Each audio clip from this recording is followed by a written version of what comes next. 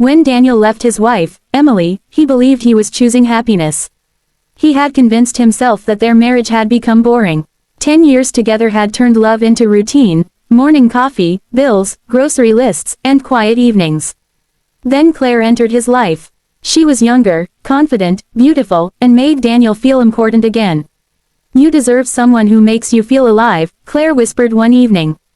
Daniel believed her. He forgot that Emily had once been the woman who made him feel alive. Emily had been beside him when he had nothing. When Daniel lost his job, she worked 2 shifts and never complained. When his father became sick, she drove him to the hospital every night. When Daniel wanted to start his own business, Emily sold the jewelry her mother had left her and gave him the money. "Build your dream," she had told him.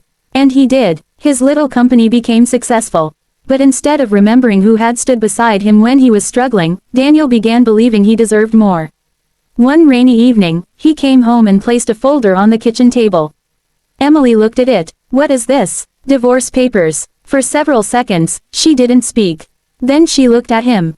"Is there someone else?" Daniel lowered his eyes. "Yes." Emily's face went pale. "How long?" 6 months. She swallowed hard. "Do you love her?" Daniel hesitated. "I think I do." Emily smiled. But it wasn't a happy smile.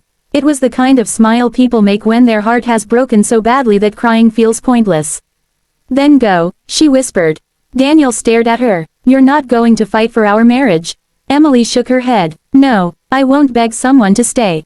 Those words followed Daniel for years. He packed his suitcase. At the doorway, he turned around.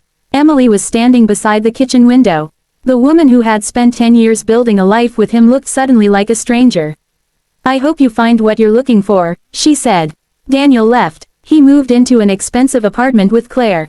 At first, everything felt perfect. Fancy restaurants, weekend trips, designer clothes, parties with successful people. Claire loved Daniel's money and the lifestyle it provided. But slowly, Daniel began noticing things. Claire complained about the apartment. Then she wanted a bigger one. She wanted expensive vacations. Then she wanted a luxury car. Nothing was ever enough. One night, Daniel came home exhausted after a 14-hour day. Claire was sitting on the sofa. "You forgot to transfer money to my account." "I'll do it tomorrow." "Tomorrow?" She stood up angrily. "You promised me a new car." Daniel sighed. "Claire, I'm tired." She stared at him. "You've changed." Daniel almost laughed. Those were Emily's words. Years earlier, Emily had never asked him for expensive gifts. She had only asked him to come home. Meanwhile, Emily's life had changed too. After the divorce, she moved to a small apartment across town. She found work at a community library. She spent her evenings reading, helping children with homework, and volunteering at a shelter. She didn't hate Daniel, but she stopped waiting for him. 5 years passed. One winter morning, Daniel received an unexpected phone call. It was from the hospital. "Are you Daniel Carter?" "Yes. We found your number in an emergency contact file." His heart began beating faster. "Who is it?" "Emily Carter." Daniel froze. "Emily. She was brought in earlier today." "What happened?" There was a pause. "She collapsed at home." Daniel rushed to the hospital. When he arrived, he saw Emily lying in a hospital bed. She looked painfully thin. Her hair had lost its color. A doctor approached him. "Are you family?" "I was her husband."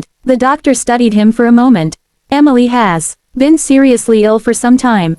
Daniel felt the room spinning. "How long?" "We don't know exactly. She apparently didn't tell many people." "Can you save her?" The doctor looked away. "We're doing everything we can." Daniel walked into the room. Emily opened her eyes. For a moment, neither spoke. Then she smiled faintly. "Daniel." He sat beside her. "Why didn't you tell me?" Emily looked toward the window. "Tell you what?" "That you were sick." She shrugged weakly. "You weren't part of my life anymore." The words destroyed him. "I could have helped." "I know." "Then why?" Emily looked at him. "Because when you left, you taught me something." "What?" "That I couldn't build my life around someone else's decision to stay." Daniel lowered his head. Tears filled his eyes. "Emily, I'm sorry." She was silent. "I was selfish," he whispered. "I know. I thought I was choosing happiness." Emily smiled sadly. "Did you find it?" Daniel couldn't answer. Because the truth was sitting in that hospital room. He had found money. He had found luxury. He had found excitement. But he had lost the woman who had loved him when he had nothing. Suddenly, machines began beeping. Emily's breathing became difficult. "Doctor." Daniel shouted. Nurses rushed inside. Daniel stepped backward. He watched helplessly as doctors surrounded the woman he once promised to protect. Please, he whispered. Please don't leave. For a moment, Emily's eyes opened. She looked directly at him. Daniel. He grabbed her hand. I'm here. I forgave you. His tears fell onto her fingers. Please don't say goodbye. Emily smiled. I don't regret loving you. Then her eyes slowly closed. The monitor began making a long, continuous sound. Daniel collapsed beside the bed. She was gone. The woman who had given him everything had taken her last breath without hatred. Without revenge. Alone. Except for him. But he had arrived too late. Months later, Daniel sold the luxury apartment. He ended his relationship with Claire. She had already left him when his money stopped buying the life she wanted. Daniel returned to Emily's hometown. He discovered that she had left something behind. A small box. Inside were old photographs. Their wedding picture. Their first apartment. A photograph of Daniel laughing while holding a birthday cake. And one final letter. Daniel opened it with trembling hands. Daniel, if you're reading this, perhaps you've finally learned what I couldn't teach you. Love isn't always exciting. Sometimes love is someone making coffee when you're tired. Someone sitting beside you in a hospital. Someone believing in your dream before anyone else does. You once thought I was ordinary. I hope someday you understand that ordinary love can be the most extraordinary thing in the world. Don't spend the rest of your life punishing yourself. Instead, become the man I once believed you could be. Goodbye, Emily. Daniel cried for a long time. Then he folded the letter carefully and held it against his heart. Years later, Daniel used his fortune to create a small foundation in Emily's name. It helped sick people who couldn't afford treatment. Every year, on the anniversary of Emily's death, Daniel visited her grave. He always brought white flowers. And he always said the same words.